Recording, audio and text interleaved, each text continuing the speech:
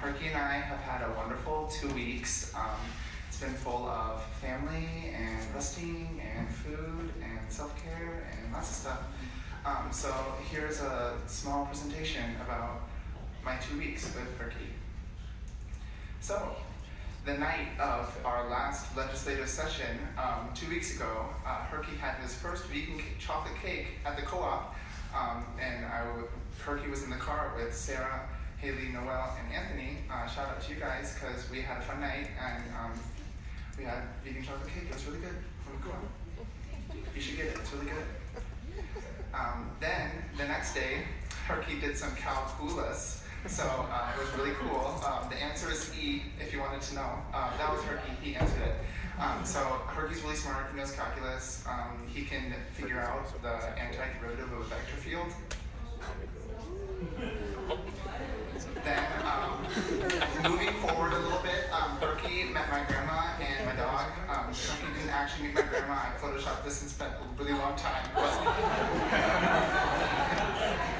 I didn't actually have a photo of him with my grandma, but I made one, and it looks good, so appreciate it, please.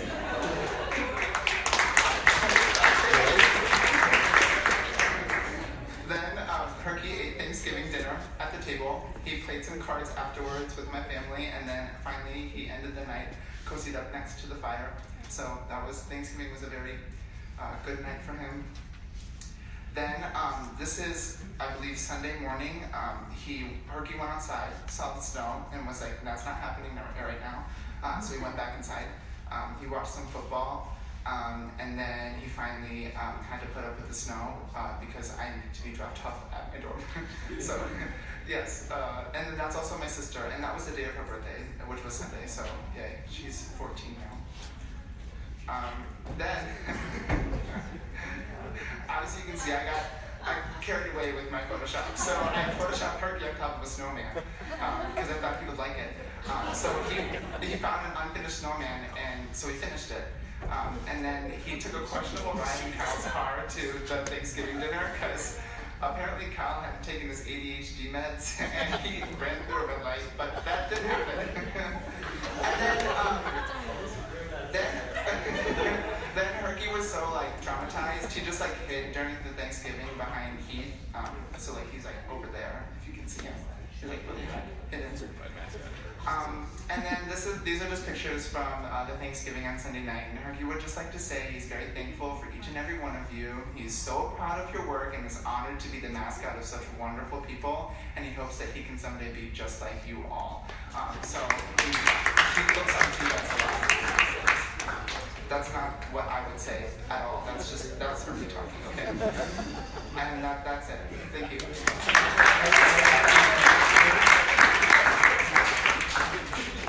Great, thanks, Joseph. So Herky's here this upcoming week goes to a committee chair specifically for internal affairs, which is Lily Bird.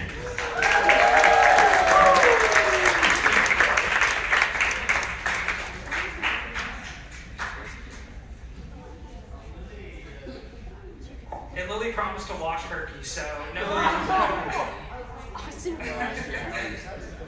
Okay, so next on our agenda is new business.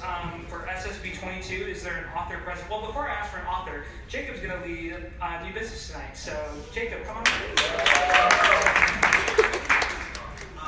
Hi, all. So first we'll be discussing SSB number 22. Is there an author present?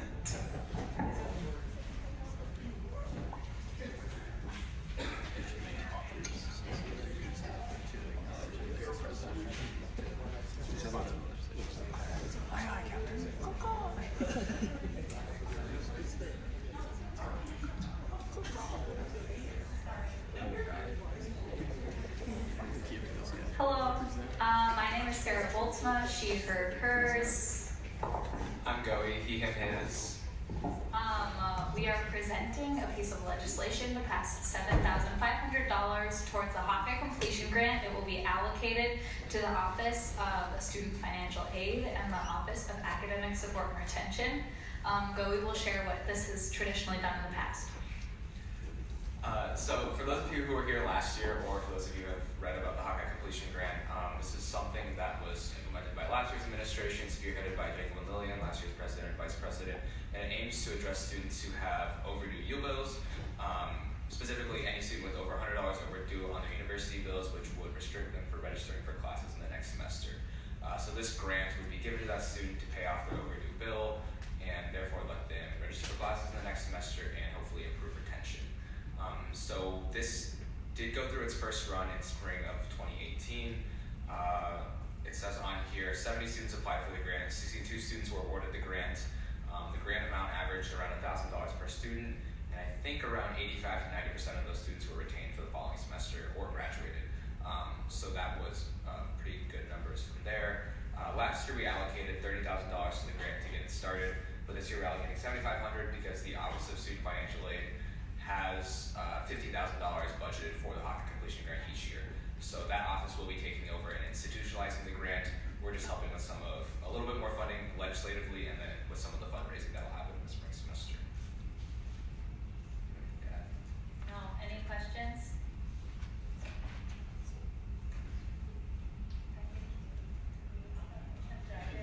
Okay, yeah.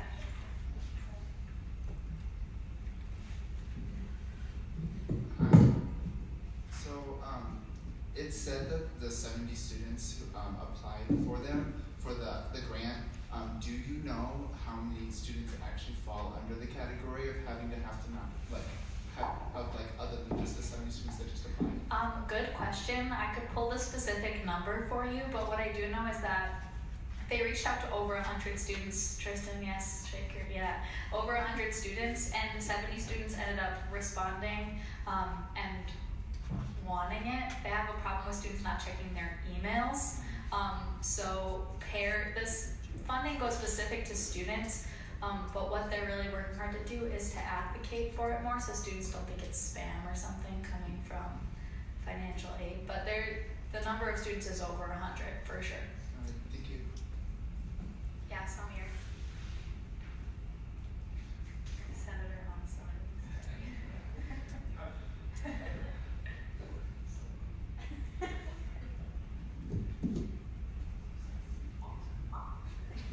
So will any of the 10 campus partners that contributed last year, will they be contributing this year as well?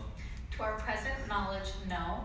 Other than the Office of Financial Aid and Support and Retention, because we raised over $60,000 last year. We bugged them like crazy for money and they gave us a lot of it.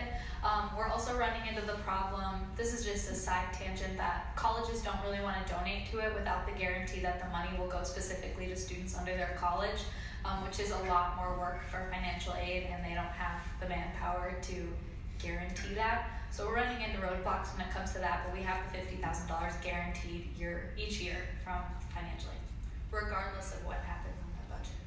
Thank you. What we can say about the budget for this year. So $50,000, like Sarah said, from student financial aid, $7,500 given that this legislation passes. And then from there, today was Giving Tuesday, which is the Student Advancement Network's fundraising sort of day. They were helping raise money for the completion grant. In February, I believe, we'll be doing a gold rush similar to last year. So last year the goal was $5,000. We'd be hoping to raise around that much money again in terms of fundraising. So that brings our total back up to around $60,000 to allocate for between the fall and spring semesters for the completion grant. Yeah, what's up? Hi again. So at the beginning, it specifies that this pertains to students with just $100 overdue, but then the average scholarship given to students was well over $1,000. So is there like an explanation why that number is so high compared to what the actual? Good question. That was a lack of clarification on our part from the wording. So any student who has over $100 overdue can qualify to receive, but that can go up to $2,000 or $1,500, right? $1,500. So say the reason that I have that $100 cap is because oftentimes numbers less than that are from food, printing, etc. that students just aren't paying off because they forgot. And so that's why that number, there's a discrepancy, but you have to be in that window to qualify. Yes, Senator Weber. Last year, I believe it was just for juniors and seniors. Has that changed? upperclassmen are prioritized, but it's not strictly just for them. But with the numbers that have been happening, they're the only ones who receive the grant because we want them to graduate.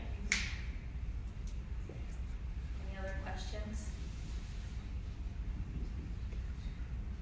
Yes. So let's say that somebody has like overdue dues, but it's not tuition wise. Would they still cover it? Like off books, like on their U-bill, like if they overdue. If it's books or something, I think yes. So what they do, this is a good question. So what financial aid does is they kind of sit down with each student situation who can like qualify for this grant. So say I were to qualify for it. They sit down with me and it's my sorority dues that are overdue, and it's because I just forgot to pay them. I wouldn't end up receiving that grant. They do a really good job at taking it by a case-by-case situation, so that students who genuinely need that support are the ones receiving it, not just the ones who forgot to pay. Does that help? So like books can go towards that, other items like that. Is that good? Yeah. Clarifies? Thank you. Yeah. So if it's something similar to books or pertaining to dues, etc., that they didn't forget to pay, are they still able to qualify if it's not tuition based? Yeah, so they'll pay for, Tristan, shake your head yes or no. I'm almost positive that they'll pay for things like academic related, stuff in regards to housing and dining, but they're not gonna pay off stuff like I charge $50 of printing for no good reason. Yeah.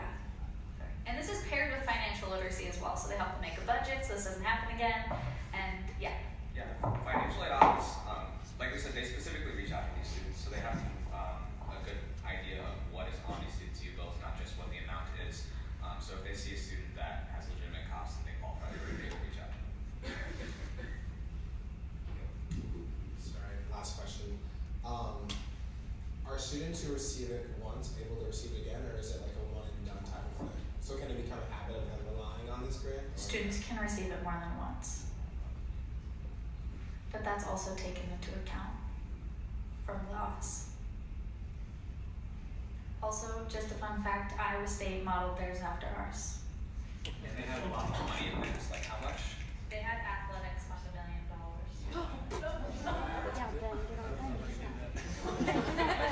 Yes, Alexia.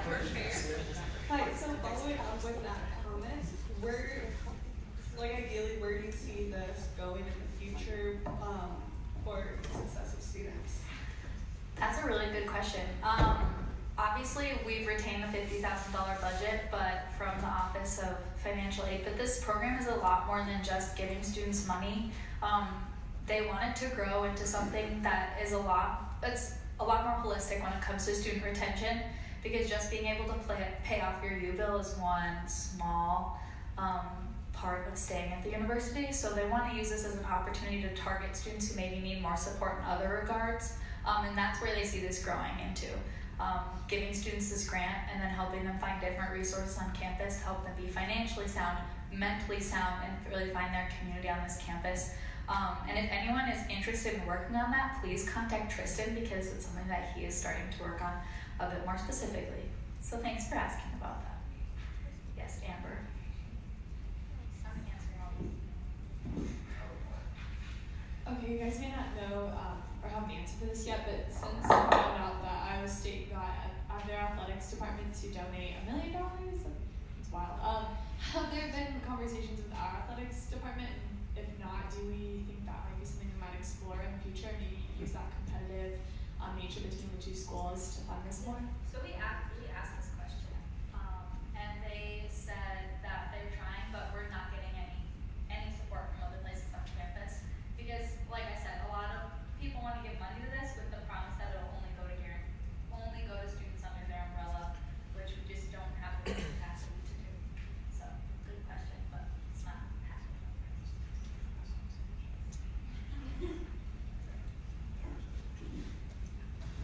Thank you.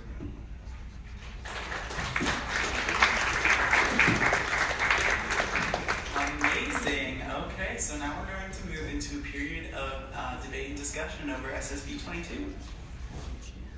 Senator Wick, is that right? Yes. Okay.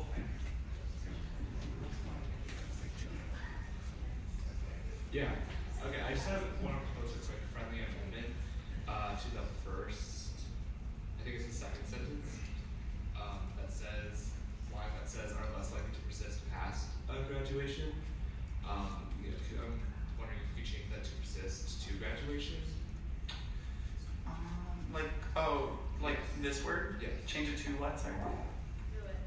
Persist to graduation. Persist, oh.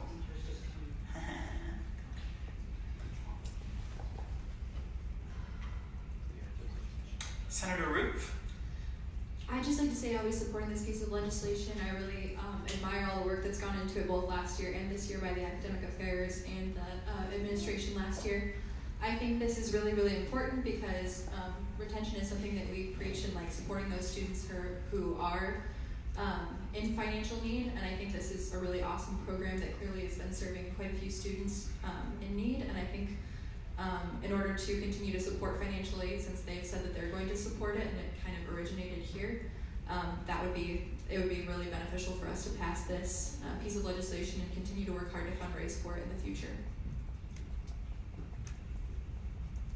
Senator Woodruff? I'll be supporting this. We always talk about making education more affordable, and this is a way that's directly helping students afford their education and specifically graduate.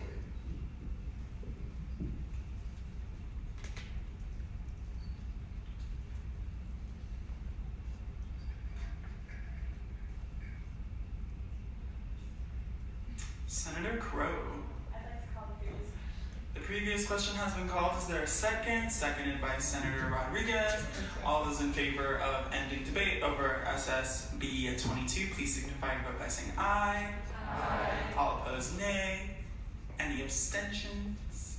Amazing. Well, The link's open. the link is open.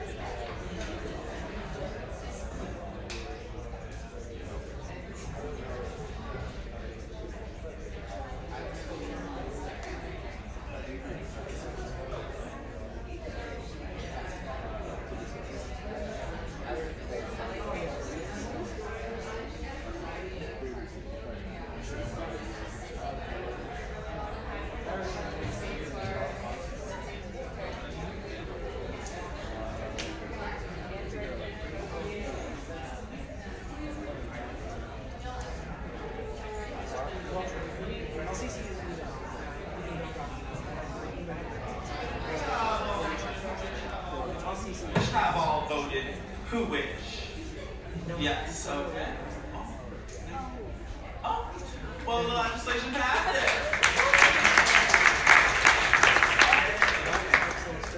So next we are going to do a Justice and Equity bylaw reading, also known as SSB 23. Is there an author present? We are not, also just to clarify, this is just a reading of the bylaws, so we're not actually going to vote on it tonight. Just per UISG rules, if you're going to change the bylaws, you have to do a reading of it 1 week in advance. So yes, this is just a reading. So there will be no discussion. So you can ask questions, but we will not be moving into a period of discussion.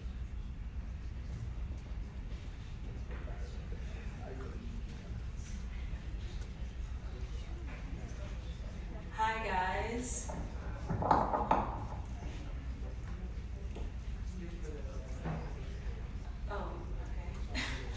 Okay, so we have let me double check. 3 changes. So the first is that we're changing the wording slightly, so it's going to be historically underrepresented and marginalized communities for the constituency senators. And we're changing, so it was previously the student disability organizations who would vote for the disability constituency senator, but now it's Student with Disabilities for the University of Iowa, Student for Disability Advocacy and Awareness, that's our new name. So that's a change.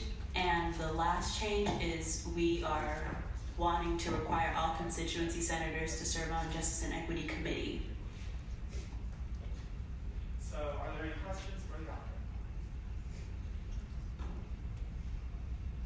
Oh, yes, Senator Can you give background as to why you wanted the requirement for them to serve on the Justice and Equity Committee, the constituency senators? Yeah, so we decided that it would be best, just because a lot of the things that we discussed in Justice and Equity Committee do contribute to what the constituent senators were voted in to do. So it would be best to have them all there. So when we're having these discussions about these things, they're in the room rather than having to make that extra time to meet out. And because constituency senators should be working together, it'd be easier if they were all on the same committee. Did that answer? Yes? So if this change were to happen, if a senator, for example, felt just very strongly on being on another committee instead of Justice and Equity, would any potential for exceptions be made? Yeah, I think that could be discussed. But also we thought that it'd be okay just because everyone does get 2 separate committees, so it's not like both sections you're in Justice and Equity. You would have also another subcommittee that you could be part of. Could you give some background on that first change? Yes.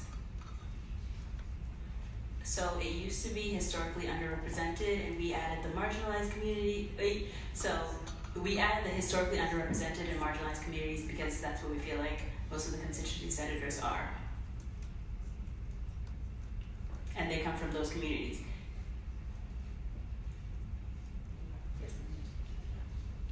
You may not know, but maybe we can get the floor to someone else. Do you know how this is different than what was discussed last year and voted on for bylaw changes? I don't Because I remember know. we had a very long meeting about putting in the word marginalized, and it was several hours, and then it was voted against, but it seems like we're coming back to that. Can I yield the floor to Alex Baird? Yes, so in essence, it's very similar to what was discussed last year, and the resolution, or the amendment was voted on with a majority of people supporting it, but it didn't pass because there were 10 abstentions, which that went into the whole discussion of abstaining should be done specifically in cases where you have a conflict of interest. So while it did have a plurality rather of support, it just didn't reach the core of the 25 plus 1 threshold, if that makes sense. Senator Henry? It's just like a clarification. I think what we were discussing last year was the word historically. Is that true? Yes, that's true. It specifically was that word.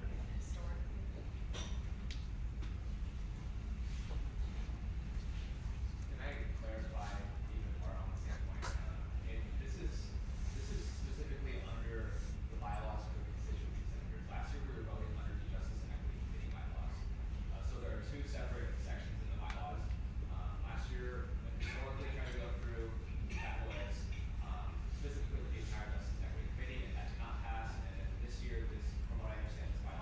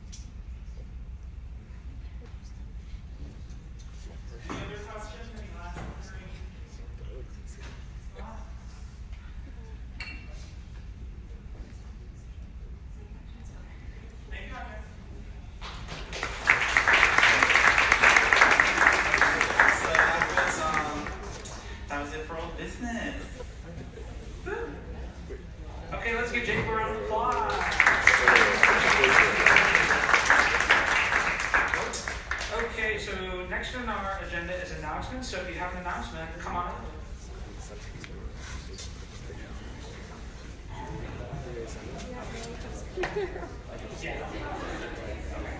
Rats. Discount.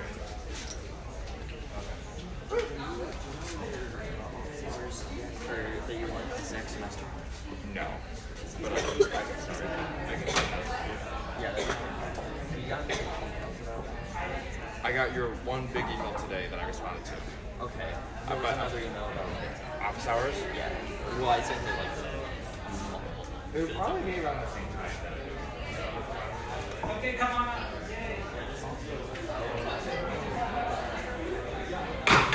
Attention, attention. Hello. Hi everyone. So Director of Academic Affairs, Tristan, he, him is.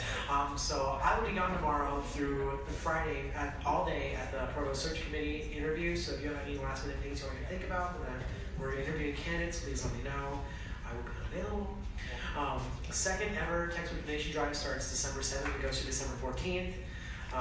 But just kidding, people are still going to drop books off at the office, so it happens. But we're going to start looking for volunteers. We have a form sign up going, and I can send that out later. The one that Colin made today, the big event sign up sheet, you all know what that's at. yeah, it's like very fun. Sorry, actually, it's very fun. We can just show up for an hour and also just have all those on other places. Yeah, and thank you to Jocelyn, who was our first volunteer along with Cody. So, claps, claps. So also, this will, Connor, announcements will go out to everyone, right? What? Announcements will go out to everybody?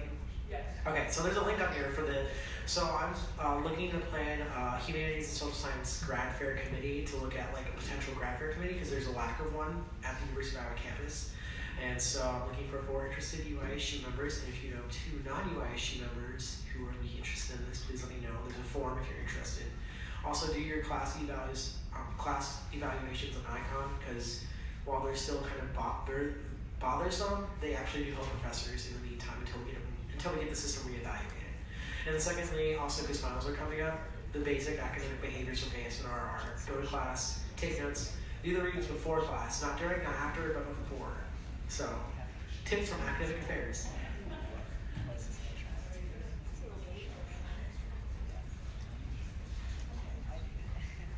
Hello. Oh, sorry.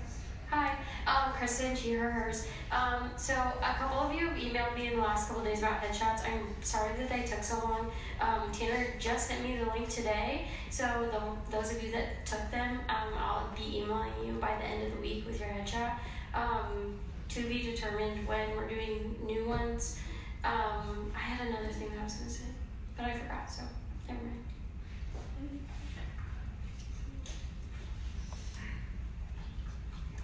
Hi, Herbert Meisner, he, him, his.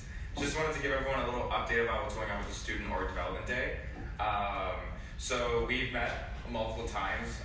There's four senators who are on the committee. Oscar, Samir, John, Zoe, and Stacy. So if you have any questions about what's going on with that, ask any of them or me. UISG will play a role for the actual development day. The date will release the date relatively soon. Just be prepared in February. Many of you, if not all, will be expected to come to at least parts of it. So just wanted to give you a quick update on that. Also, I see that most people have their computers or phones. If you have that, please open them up right now and send the text update and share it on Facebook again. And send it in all of your group messages and have all of your friends. Please sign up for it. Otherwise, it won't be worth us paying for it. So please, if you have that up right now, do you all know where to find it? No? Yes? Use the QR code I made. Yep. So just do that. Please send it. You have 5 seconds to do that right now. Just send your group message. Be like, sign up for this. And then that'll be greatly appreciated. Thanks.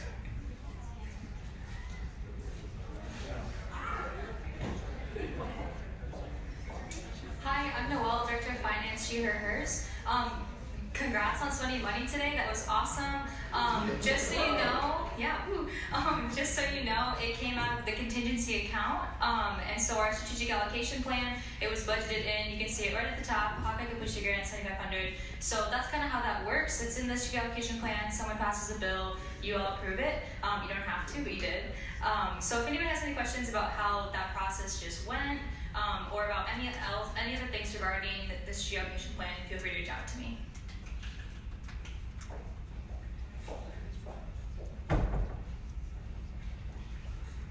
Hi everyone, Jocelyn Roche, hers, GR chair.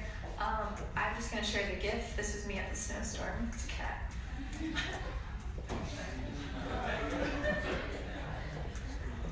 Alright, so Gustav Stewart, the Critical Access Center that you all, or Behavioral Urgent Care Center, that you all voted on passed 7-0, and they'll have 2 more considerations. So initial passing of the zoning. Hello everyone, Connor Wolf, Deputy Director of Governmental Relations. This Friday we'll be holding legislative agenda office hours. We finalized our 3rd piece of the legislative agenda. Round of applause. Drum roll, yes, whatever you want to do. So the office hours will be on Friday from 10 to 4 in the UISG office. Yes, one sec. Gustav's going to say the 3rd one because it has to do with cities. Kinda. So the 3rd legislative state agenda is deals with a move-in checklist, and the very kind of a brief summary of what that is for example, it was indicated in the renter's guide that 23% of people receive none of their security deposit. So the idea of a move-in checklist is upon move-in, landlords would be required to distribute that a move-in checklist and have to go with you and check the conditions of the apartment. And the idea of this is to get those conditions at the start of move-in when you're moving out, and it will mitigate some of the problems with security deposits. I can explain that all later if you have any questions, and at the agenda office hours. Another quick note on that, we really do encourage you to come in and ask questions. We're going to have kind of like a briefing of all of the items, the appropriations, medical amnesty, and the move-in checklist, as well as like some other items that have been of interest. And then additionally, on Monday night, there's going to be kind of an open session for people in the campus community who want to come and learn about our legislative agenda and ask questions and that kind of thing. So be watching out for a Facebook event for that as well. Alright, this isn't on the slides, I'm going to keep this real short, but on Tuesday, December 18th, so this is the Tuesday after finals, there's going to be a special election for Jefferson County Board of Supervisors for the seat vacated by the passing of Kurt Freese. I know a lot of people will be gone for that, so early voting will begin on Wednesday, December 5th at the County Auditor's Office, 7:30 a.m. to 4:30 p.m. I can go in and vote. The Board of Supervisors does a lot of stuff regarding land use, property. They run the elections here. They also control excise taxes for alcohol and cigarettes. So a lot of stuff. If any questions, ask me. Look it up.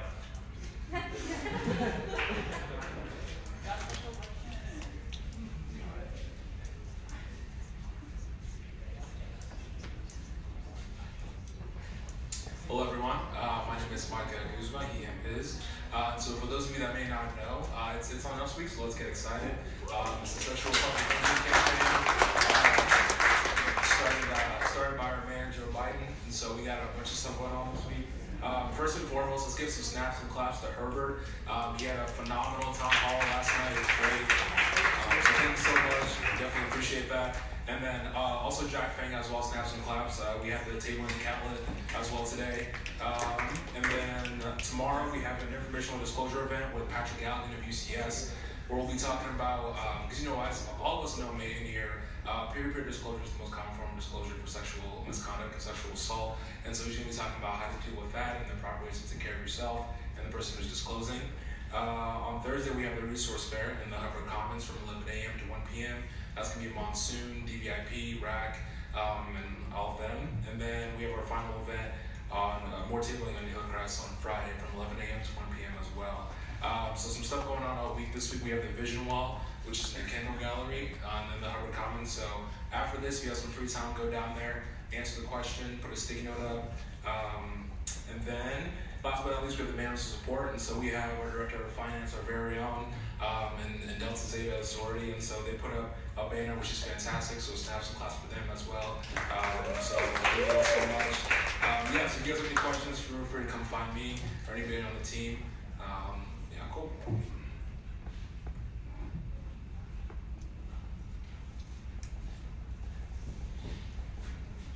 Okay, hi everyone.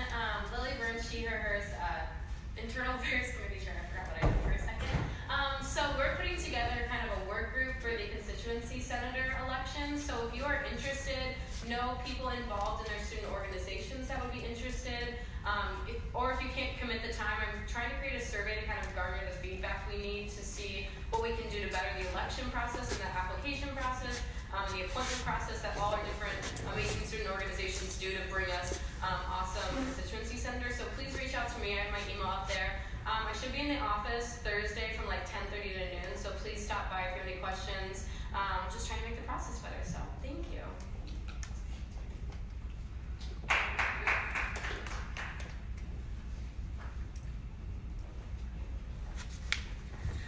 Hello everyone, Alex Baird, Director of Justice and Equity, he, him, his. Amir and I had a wonderful dinner with Dr. Shivers before we went on break, and we talked about a lot of things that are going on. Kind of got a chance to get a look at her vision for the university during her last year as the Chief Diversity Officer for the university, because next year she will be exclusively the Vice President for Student Life. She's now both of those roles. And some updates on that. The position Chief Diversity Officer will now be known, once they name the new director, as the Associate Vice President and Executive Director for Diversity, Equity, and Inclusion. It's basically a change that's supposed to put us in line with other peer institutions and clarify that role. And then, in addition to that, they are starting a new initiative that is called a DEI Digest.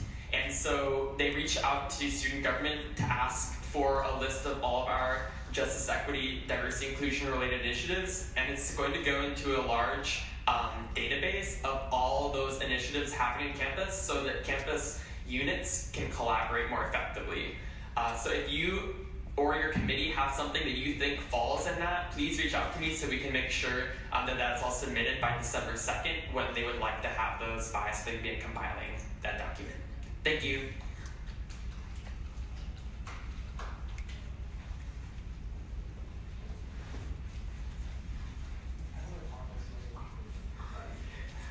Okay, so we're going to click the next slide, and I apologize for the image.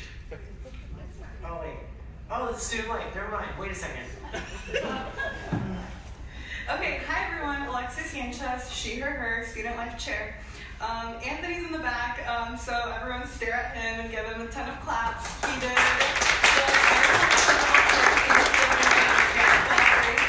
it went really great, and there's plans for already spring break, so give him a hug. He's working really hard on it with a ton of administrators and businesses, and we talked about it for an hour and I got overwhelmed, so I don't know what he's doing, but thank you so much for marketing, sharing it with your friends, and RAs sharing it with residents. It really does go a long way, and it is going to benefit a lot of students, especially out of state and potentially international students. So those are communities that we want to help out. So thank you for sharing. And then, do you want to go? Good. Oh, yeah, it's that one. That's what I said. Okay, so this picture was not my idea. It was Herb's. But so demographics, ignore that image aside. Demographics team is going to be releasing a report next week. So ignore the image aside. What you will see in this report is going to be wholly from when we took the survey that one time, and also what you're going to be seeing is recommendations by us as a team of how UISG should move forward as an entity in terms of representation and equity moving forward as well. because I will remind you that number 8 of the Student Bill of Rights is that each and every student at the University of Iowa has the right to be represented by democratic student government. That's your Student Bill of Rights tip for the day. I have a question. What does the screen say? Oh, please no. Please no.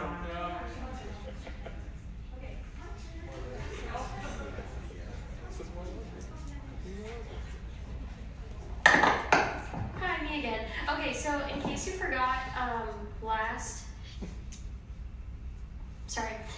last meeting we talked about doing a holiday gift exchange. So Jacob posted something in the Facebook group. If you are interested but you didn't like that, will you just like shoot me a really quick email? It'll be easier than me like having to go back and figure out who I already made track of or whatever. So Jacob and I will be sending out emails with like who's your person and an Excel doc with little things that you could potentially give them. Oh yeah, this isn't about that, but it's miscellaneous. Oh, you do? Okay. No, you go first. You go first. You literally go first. Okay, also I posted a link to the photos if you took a headshot, if you didn't see that already in the Facebook. I didn't know that the link was like public, but it is, so there you go. Yeah, I'm back. So as you may have noticed, and as many of you have complimented me for tonight, I'm wearing a red blazer, and part of that's because it's Icy Red Week, so yay, that's really cool. One event that's happening that I'm sure y'all have been plugging, or have been seeing me plug, is Mirage, so I'm just gonna chat a little bit about that. But so me and Noah Wick, along with a bunch of wonderful people from Student Health and Wellness and other offices across campus, have made Mirage. It's like an event thing that happens every year. This is going to be the 7th or 8th year that happens. Here in Heath are going to be judges for the drag competition. That's going to be super fun. Also, it's like a event. It's this Friday. So from like 9 p.m. to 1 a.m. and I'll be there. So it's cute. But it's a student government funded event, and it has been since its inception, and it would not be able to happen without student government funding. So it'd be really awesome if y'all were able to come and show support, just because it's an event that really means a lot to a lot of different departments on campus, and I think it would be awesome if we had a lot of representation there. And also, the theme is Wizard of Oz, and I came up with it, so if anything, come to see me dressed up like the Tin Man.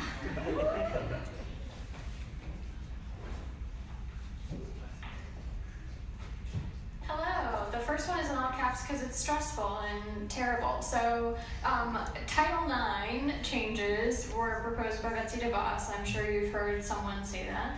And originally, I was under the impression that this would be something that would only impact small liberal arts colleges, and that they would be similar to Obama's guidance about how to apply Title IX, but schools would still have autonomy about how they chose to apply the Title IX rules. But what Secretary DeVos has proposed is rule, and so it's much stronger than guidelines, and people have to follow it. And so University of Iowa Title IX folks have already, they're supposed to meet Monday, but the snow was a lot. So I'm not sure exactly when they're going to meet, but they're meeting sometime probably this week to discuss possible changes in our policies.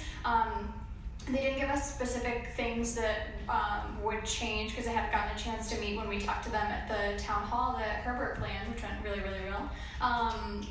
But it's like, one example is that victims could be cross-examined by their perpetrator during hearings, and that would be something that would potentially go into our policy and be allowed.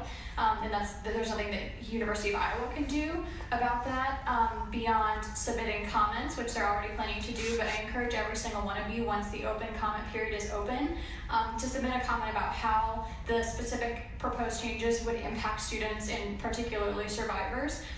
We'll help give key points on, what are some of the things that are changing, where you can go to make those comments. But this decision to make the comment period over winter break is strategic, I think, to diminish the amount of student voice that there is going to be in such an important conversation and discussion. And so I hope we can challenge that and make sure that we're participating. We're doing stuff at a Big Ten level to share our thoughts on behalf of the University of Iowa, but they have to go through every single individual comment that is submitted, and so that is going to be the most critical thing because they have to respond to your individual comment, as long as it's not a copy-paste mass thing. So we'll help you do that, but please do that. We're in conversations with a bunch of different departments also about that. Another budget overview meeting happened. People are still confused. But the new thing that we understood this time was that central services, which is stuff like VPSL, Electric Server's Office, and like all of the shared services like ITS and accounting people, went on a budget diet. So typically all of the dollars that the university has, the tuition dollars, typically 60% went to the college and 40% went to central services, but it switched to now 70% are going to go to colleges and 30% is going to go to central services. And it's just like, since there's budget cuts, they're going to try and roll back on all of the things, but that's just something that's happening that I want to share with you. We went to a staff council meeting and shared our platform with them. They're very interested in collaborating and will hopefully be more likely to reach out to us on things that they're also working on. We're presenting a platform to the Dean's Council tomorrow morning, and so hopefully if we get opportunities to collaborate with them, we will connect you to the right folks. And then it's on this week of action. Micah was talking about that, but thank you so much to Micah, Herb, Jack, and Kristen who worked so hard on all of the things. I'm not leaving anyone out, am I? I don't think I am. Okay, awesome. We're going to talk about So just one thing I'll mention in terms of the budget overview, and then also the Dean's Council. I'm hoping to get some more answers tomorrow, kind of after we're done presenting. But under the new budget model, colleges and deans especially have more power in how they fund within their departments. So I'm hoping to kind of figure out what each individual college's funding model looks like internally. And then dependent upon that, hopefully students from each of the colleges, starting with representatives we have in student government, but also, as Tristan can attest, with the demographics team, we're missing some representation, so reaching out to those other colleges to make sure that students have, at the very least, a voice in some of the funding decisions that are happening at the collegiate level. And then additionally, one thing that we didn't put on the slide just because we kind of ran out of space, the student leader roundtable will be on Monday at 11 a.m. I've invited Tristan to come speak. We'll be talking about retention, academic support and retention will be there as well the provost. So we're excited to have those conversations, kind of build off the progress from our last meeting.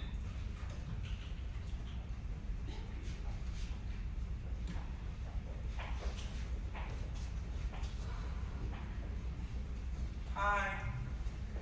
Hello everyone, Connor Gonski, him as speaker. So I hope you all had a nice break. Hope it was relaxing and everyone is re-energized for the last 2 weeks of school. I know I am, so woo, yay!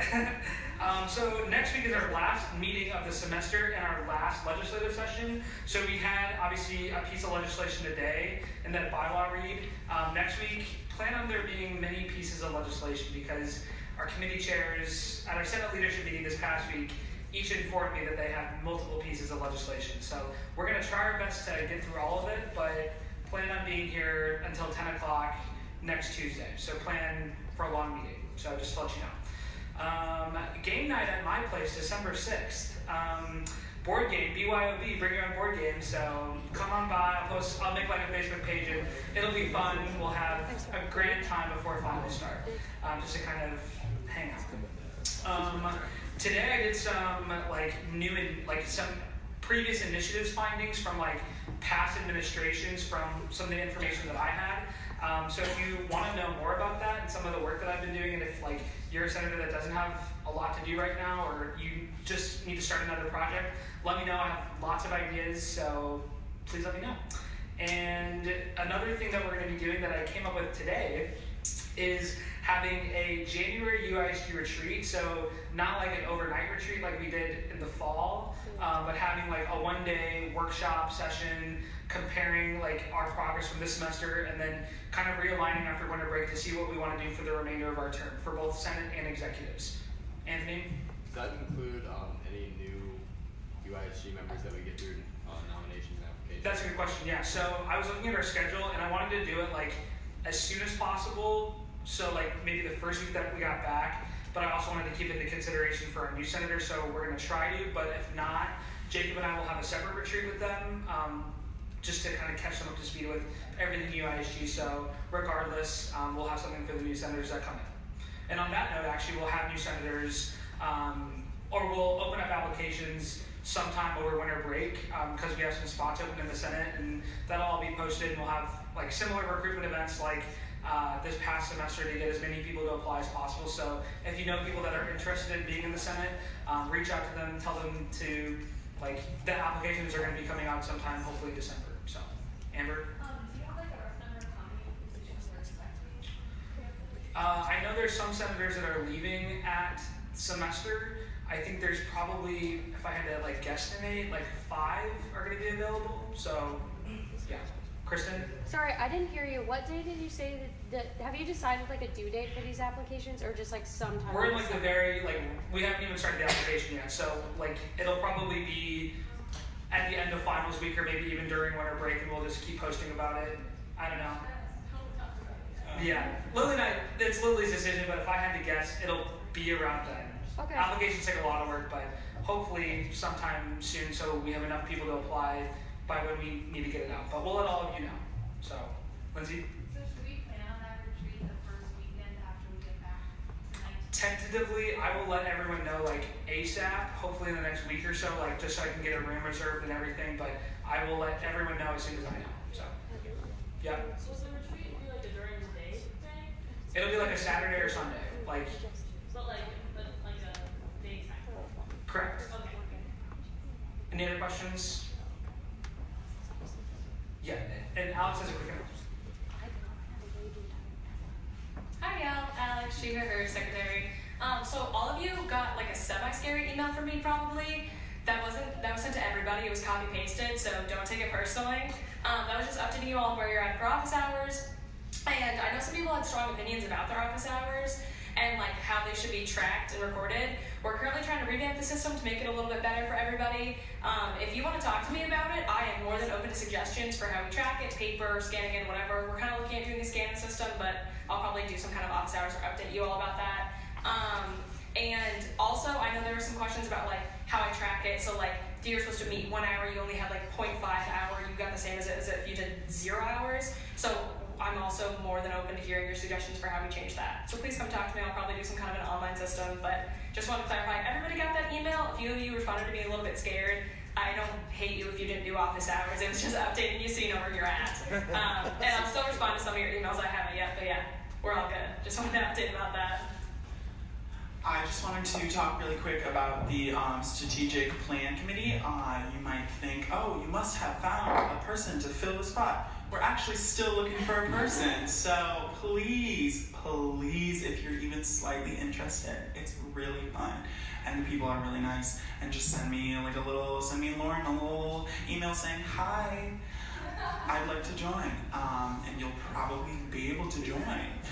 Just guess. Also, next week we have our meeting tomorrow evening, but next week we should have some sort of like office hour-y type things, or just like chit chat with us about like things you would potentially want to see on the strategic plan. But also you're more than welcome to chat to anyone on the strategic plan at literally any time and be like, hey, this is something that I think would be a good idea. So yeah.